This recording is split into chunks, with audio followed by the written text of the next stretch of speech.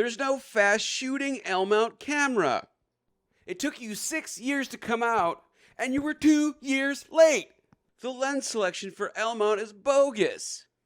So much rolling shutter. The build quality is trash. So yeah, I fell victim to the internet complainers, trolls, and whiners. I started to doubt my purchase of the S1R Mark II and wanted to compare it to its other full-frame brethren. So I went and I searched on the internet, and I saw that Cam Mackey has done a great video comparing the S1R Mark II to the Nikon Z8. Connor McCaskill did a really nice job comparing the Sony A7R5 to the S1R Mark II.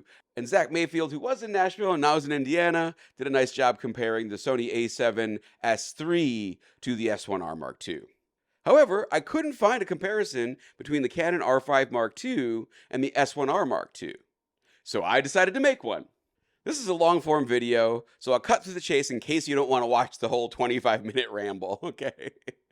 Basically, in my opinion, Lumix needed to do more with the S1R Mark II to gain market share, right? When you're the underdog, when you're behind, you've got to outcompete the leaders in the industry, your competitors. Without the stack sensor in the S1R Mark II, just a regular kind of cinema-y sensor, which is nice, it just doesn't shoot as fast as you would want in a photo camera. So for photo people, which I think most photo professionals are still Canon people, for being honest, Sony has done a great job of getting market share, but it's more like creators and like halfway video people, hybrid people. Everyday flexible photo people are largely Canon and Nikon, but mostly Canon. I don't think the S1R2 is a compelling package that will make people switch away from Canon. The R5II is just too capable of a camera. It's better in photo in a lot of cases, especially fast shooting cases, and it's darn close in video. However, for super video focused people, the S1R2 is going to be the more compelling package. It's got anamorphic D-squeeze, anamorphic IBIS, just stinking good IBIS, plus a whole bunch of great video monitoring tools, false color, waveforms, which Canon R5II has. But it's just a little easier to use in video. So I don't think the S1R Mark II does a lot to change the status quo. But here's a long form ramble, coming to that conclusion. Having said all of that, I couldn't find a review comparing the Canon R5 Mark II to the Panasonic S1R Mark II. And to me, those are the two cameras I'd be most curious about right now. I've said in previous videos, I don't think the Panasonic S1R Mark II is a compelling enough reason to switch from one system, Canon, Nikon, Sony, to the Panasonic system. But for somebody just entering the full frame market and just getting into a camera ecosystem, I would say Panasonic and Canon maybe offer the most exciting and enticing options right now. Now, Sony has a great lineup. The FX3 is the GOAT for YouTube, or the A7S3, But those cameras are 4 or 5 years old. And you have to wonder, is Sony holding back because it's going to have this, next generation industry defining line of cameras that's going to move the needle forward? Or have they kind of, reached their peak and they don't have anything new to offer, And then, Canon, Nikon, everybody else, Panasonic, have basically caught up to that revolutionary line that Sony released 4 or 5 years ago, A7 III, A7 IV, A7 R5, A7S3, the FX3, even the FX6 in certain respects. So, I say this in that, if Sony comes out with a bunch of awesome new, genre-bending, industry-defining cameras, all this would be moot, But where things stand in May 2025, I think Panasonic and Canon have the most interesting full-frame cameras, at least for me. Nikon's doing great too, don't get me wrong. I just don't love those cameras. And someone's already made the Z8 to S1R2 comparison, so you don't need me for that. To me, it's also a little surprising in that Canon is still the industry leader by most metrics. Sony has largely caught up, but it's more like nipping at its heels, especially for photo, video, hybrid stuff. And especially with the release of the Canon R5II, because that camera really does have everything. It kind of does everything.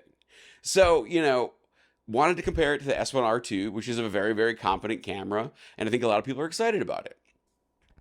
And again, if you're entering into full frame ecosystem, these might be two that you're very seriously considering. So I thought this might be a helpful comparison.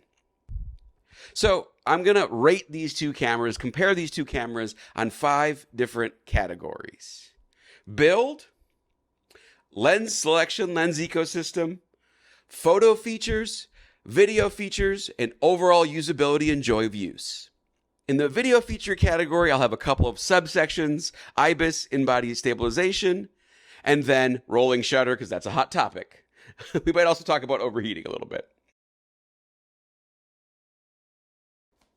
So in terms of overall build quality, the Canon R5 feels much more solidly built. It feels much more like a professional tool.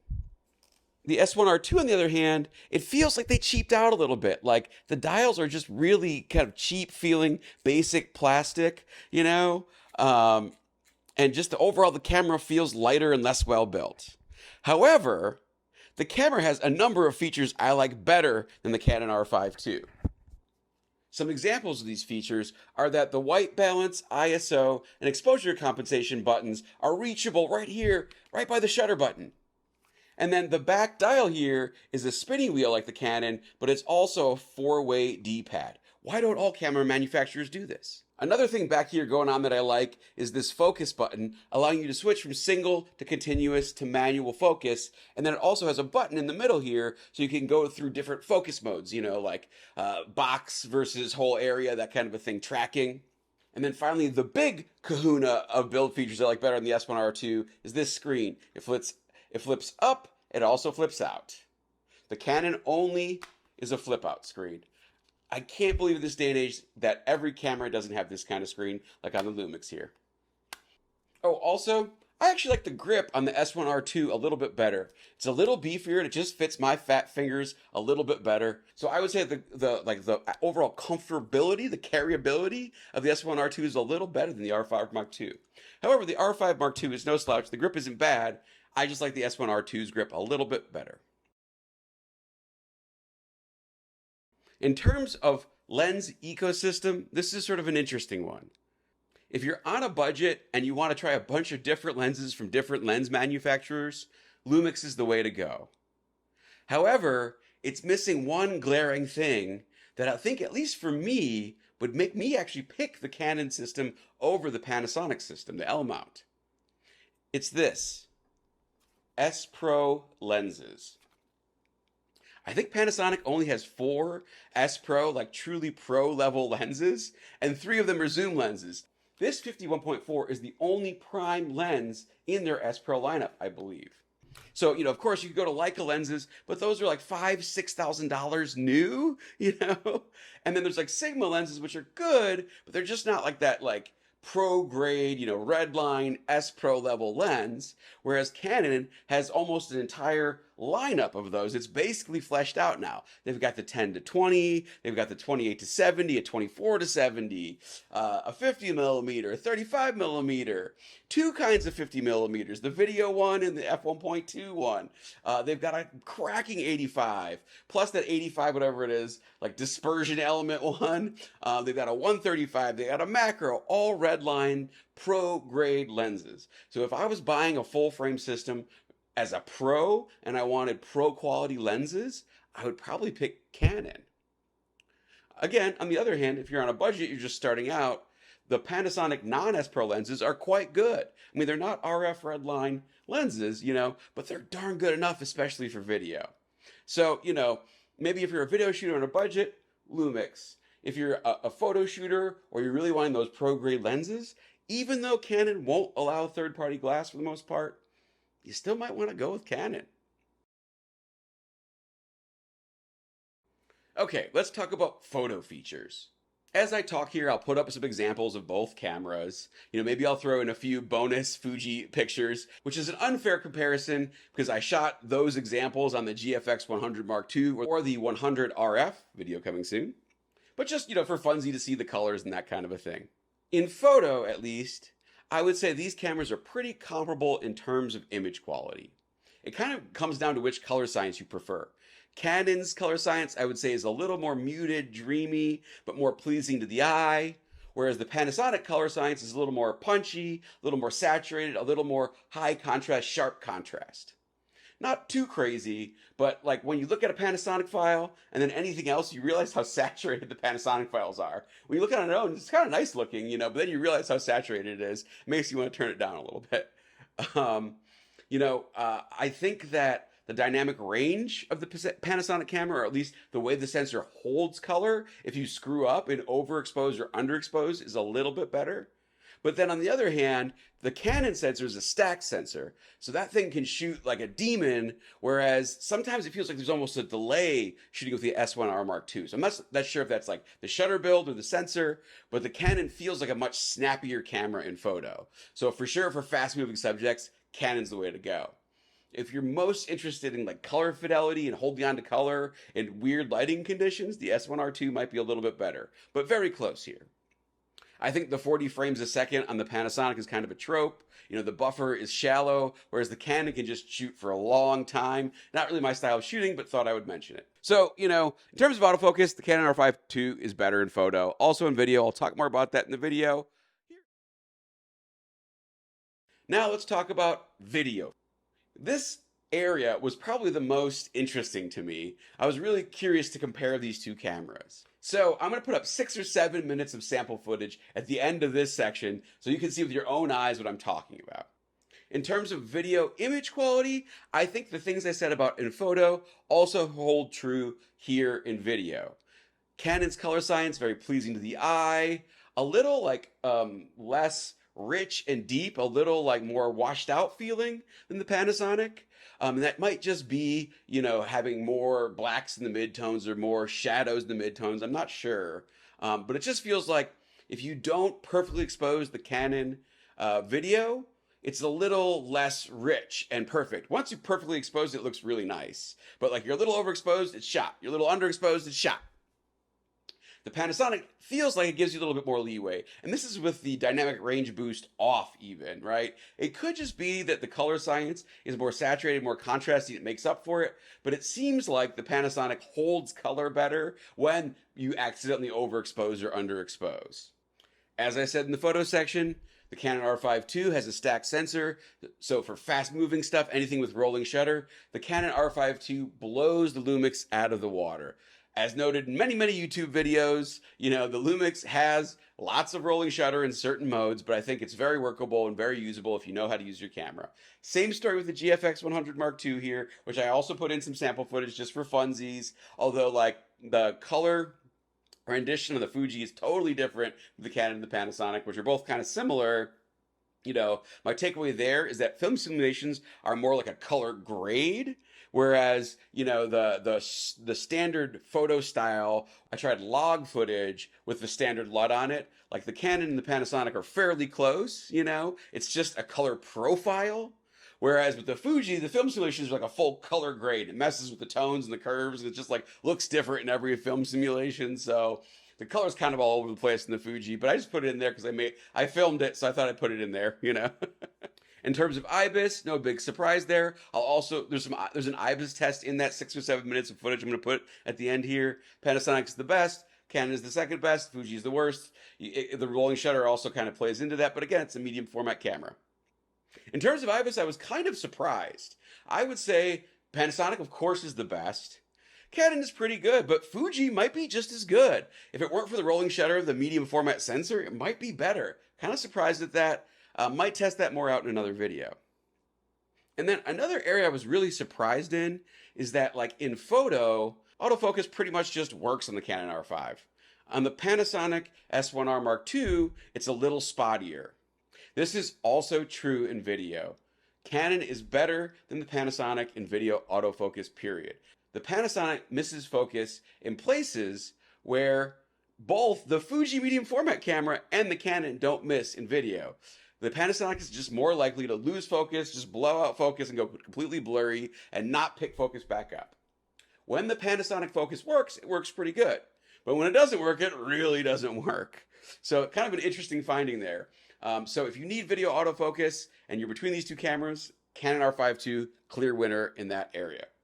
And the last thing I'll say about video features here is that the Panasonic Lumix has all kinds of internal software video features. It's got shutter angle. It's got open gate. Supposedly it's going to get 8K open gate. It's got anamorphic support. Its IBIS works with anamorphic lenses. It's kind of got all the metering tools you want, false color, all that stuff, waveforms. Canon feels like they're still figuring it out. They've got waveforms. I understand now when you hit record, you get the level, but it doesn't have shutter angle. It doesn't have anamorphic support. It doesn't have open gate. Again, just because I tested it against these two cameras, it's my main camera. The Fuji GFX 100 Mark II has most of these features. It's got anamorphic support. I believe the IBIS works in conjunction with the anamorphic lenses. I think that might just be a function of the sensor being big enough. They didn't have to do anything, The only thing that the Fuji is really missing is shutter angle. So Fuji, put shutter angle in your GFX cameras and boom, we're there.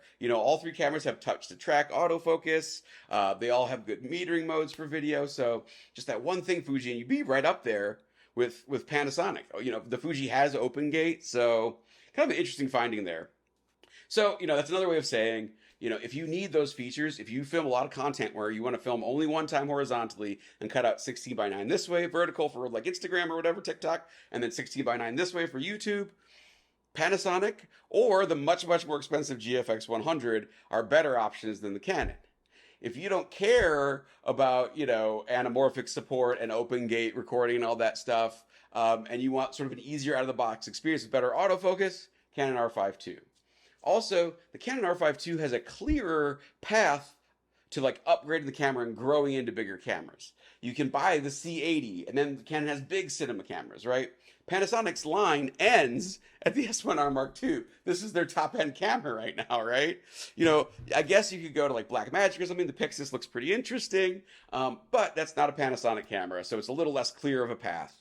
Just something to mention, something to think about. Oh, and then, I did do a preamp test. I'll put that sample footage there too. I think Panasonic has the best preamps of the three, but it's definitely more. It's kind of like their colors. It's a little more saturated. It's a little more like they did some stuff with the highs and the lows, so the bass booms a little bit more and the treble trills a little bit more. The Canon is kind of in the middle. The Fuji is pretty close to the Canon, might be a little more muffled and less clear and crisp sounding, but pretty similar. So all three are fine. If you put any sort of post-processing on your audio, they'd all be fine. Also, of course, if you put the adapter on the Panasonic, you can get 32-bit float, which you can't with the other two cameras. I'm using the Tascam XLR on the GFX 100R Mark now. I'm also recording on a Zoom. So, between one of those two, you can tell me how the Fuji audio sounds once you're sort of using a more professional audio setup, not just the preamp on the camera. But just wanted to test it out just to see if there was a huge difference. There isn't.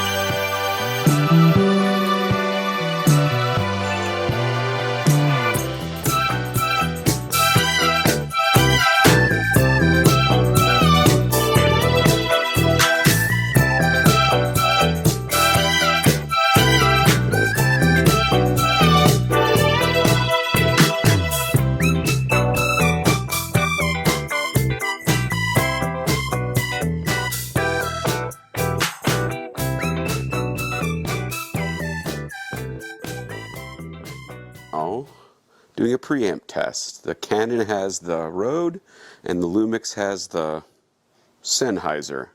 Which preamp sounds better? Which preamp sounds better? So now I have the Sennheiser on the Canon and the Rode on the Lumix. Which preamp sounds better? Which preamp sounds better?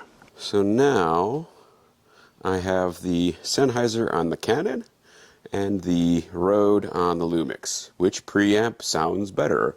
Which preamp sounds better? Alright, so now doing a preamp test. The Canon has the Rode and the Lumix has the Sennheiser.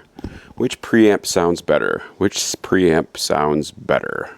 Fuji preamp test. Rode mic, Rode mic. How does this preamp sound? Rode mic. Now testing the Sennheiser on the Fuji. How does this sound? How does the Fuji preamp sound? How does the Fuji preamp sound? Check, check, check. Okay, final category, usability. The Canon R5's menus are all over the place. I can't tell you how many times I had to Google, where do you find this thing in the Canon menu? Like, for example, to turn on log recording, it's like a picture profile. It's not in the regular, standard, neutral picture profiles. It's a whole other menu item, line item. It's kind of crazy. Whereas with the Panasonic, you just spin through from standard to neutral, whatever, landscape, and then the log is in line with all the other picture profiles. I think Fuji might have the best implementation where it just has all the video settings in one big block in one line item. That makes the most sense. But of these three, Canon is by far the most confusing. I think a lot of people are just used to using Canon cameras from DSLR days, so it's more natural to them. But for someone entering the system, I would say the Panasonic is actually the more usable camera. It's more customizable. You get the ISO, the white balance, right at your fingertips anytime you're shooting. It's got the flip up, flip out screen. But then the Canon's like a snappier, easier photo experience. It just feels better when you're shooting photos. So kind of a wash here. I think the Fuji is actually a good middle ground, not really the point of this video, but it's snappy in photo and its menus are around the same quality, maybe a little more confusing than Panasonic. Nowhere near or Hasselblad menu that we're talking about here. They're all a little confusing, but I was surprised how kind of poorly laid out Canon's menus are. I think that again, people say that they're good or better than Sony or Nikon. They might be a little bit, but then you compare it to the Panasonic menus. The Panasonic menus are way better laid out. So I think that's just the industry's familiarity with Canon giving it a little bit of a bias. So, in the usability category though, honestly, I would say overall it's kind of a wash. If you're more of a video person or you have no familiarity with cameras, the Lumix is probably the better choice. If you have some familiarity with cameras and you're more of a photo person, the Canon's probably going to feel like the more usable camera. So in conclusion, which one would I choose? Well, if you've been watching my previous videos, neither one is really the answer. I'm shooting this on a Fuji for a reason. I think medium format is kind of more my vibe right now. But I would say that, I'm going to have a lot more opinions about this and I'll make a whole video about this. The GFX 100 RF should have been a full frame camera. Because it's a medium format camera, it makes it a very pro level, almost hard to shoot with camera in certain circumstances. You really got to think about what you're doing. Almost like a Leica M level experience, So it takes it out of the sort of point and shoot fun, just carry it and shoot your friends all the time kind of world. And it puts it in this more professional, thoughtful, you've got to be an advanced photographer to use it category, So I think if Canon really does come out with a retro camera and that camera has the features of a Fuji or a Panasonic, at least the S1RII Mark II, not the S9, EVF, joystick, good back screen, good EVF, and retro vibes, I might go with Canon. There's a nice video upgrade path that they're relatively easy to use. They just kind of work out of the box, especially in terms of autofocus. And then, Panasonic, if you're a video shooter, especially if you need open gate or anamorphic support, it's kind of a no-brainer. The S1R II is a very capable camera. The fact that it's this close to the Canon R5II in so many categories, I also should mention, the back screens are about the same. The Canon one's a little bit nicer. The EVFs are about the same. The Canon eye autofocus thing in the EVF doesn't really work for me, so I couldn't test it. But just so many things are very close to the point where really what it boils down to is if If you need the stack sensor, fast shooting, or you really need like a faster, snappier photo shooting experience, you go with the Canon. If you don't care about the stack sensor and or you need the video software features like open gate and anamorphic support, you go with the Panasonic. And if neither one of those categories sways you, like flip a coin, you know, or you know, maybe if neither one of those things sways you, which is kind of my category, honestly, you look at the lens selection. And then for me, because I tend to buy pro lenses, I would probably actually go with Canon, you know? If money was no object and I could just rock out Leica lenses, then you go L mount, but then you just buy a Leica camera too, right? You know, you're not even looking at Panasonic. You know, the Leica SL cameras have basically the same features as these Panasonic cameras, just at like triple the price. But yeah, I think Canon, you know, with those pro line lenses, either they're a little more expensive than the competition, are like reasonably enough price that you could get a nice set, you know, like spend 10, 15 grand and have like 2 camera bodies, the 3 or 4 lenses you really need, and be at like a super pro level. You would spend probably 10 grand on the S1R, 2 bodies, but then you wouldn't have those same super pro lenses. So, you know, maybe I'm slightly leaning in favor of Canon over the Panasonic, but like it's so close. It's so close. So, again, you know, photo-centric, probably still Canon. Video-centric, probably still Lumix. Nothing's changed. I don't know that the S1R II is a compelling enough reason to switch. We'll see if Sony comes out with some game-changing camera that might actually make people switch. That's how Sony became number 2 and leapfrogged Nikon, right? They started coming out with things that like no other camera had, right? Like tech features, hardware and software, right? The Panasonic has a couple of software features that some other cameras don't have. So, you know, if you're just entering into the full frame market ecosystem, give the S1R II a really good hard look, especially if you're more of a video shooter. If you're straight down the middle, it comes down to lens selection. Are you a budget shooter or are you a pro lens shooter? Budget, Lumix, pro, Canon. And then if you're just entering and you're more photocentric and less worried about video, Canon is still probably your brand. And then if you're a maniac and you want the best of the best image quality, you get Fuji. Deal with this wacky autofocus, no flip out screen, you know, rolling shutter or whatever, and you shoot videos on a medium format, $7,500 medium format camera. That's an option too, you know. So anyways, I hope this video was helpful. If you have any questions or comments, please put them down below. I rented the R5II just for the weekend. That's why I don't have it here with me. I can always rent it again and compare it. Like I said, if Canon comes out with a retro camera, I would go buy an R5 Mark II as my video camera for this kind of thing. And I guess I should say similarly, you know, if Panasonic came out with an S9 with an EVF with a joystick, all those things I was talking about, that would make me go, you know, head first into Lumix Panasonic. That's really what I want. I don't necessarily need the medium format, but the Fuji has the GFX 100 RF as a great everyday carry, compact retro stylish camera, and then the GFX 100 Mark II as a big old workhorse. So that kind of balance of cameras, retro fun for every day, and then a workhorse camera really works for me. And neither Panasonic nor Canon have that balance.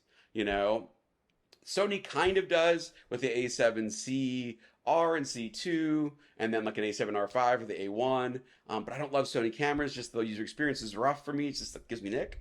And then Nikon, kind of the same thing. The ZF was missing some key features like a joystick. So like it has the retro camera, but it's not exactly what I want. And the Z8 would be a great workhorse. I don't love the colors coming out of a Nikon. I know people do, but I just don't. I think it makes skin tones look like a Japanese geisha, but you know, that's just my opinion. It's super light and kind of like washed out. But you know, if Nikon were to come out with a ZF2 that fixed a couple of things I didn't like about it, just give me that joystick, you know, give me a slightly better EVF, give me a sensor protector, you know, shutter comes down, you know, that I would look at Nikon again too, because the Z8 or like a Z6 III for video would work, and then you'd have the ZF2 as your everyday carry. That combo could work. But as it stands now, neither the Canon system nor the Panasonic system have that perfect balance of like a really cool retro but functional high-end everyday carry camera and the workhorse. They just have the workhorses of the S1R Mark II and the R5II. So if one of them comes out with that retro camera, I will revisit this topic for sure. But in the meantime, you know, I hope this video was helpful. If you are just in the market for a full-frame workhorse camera, but happy to answer any questions.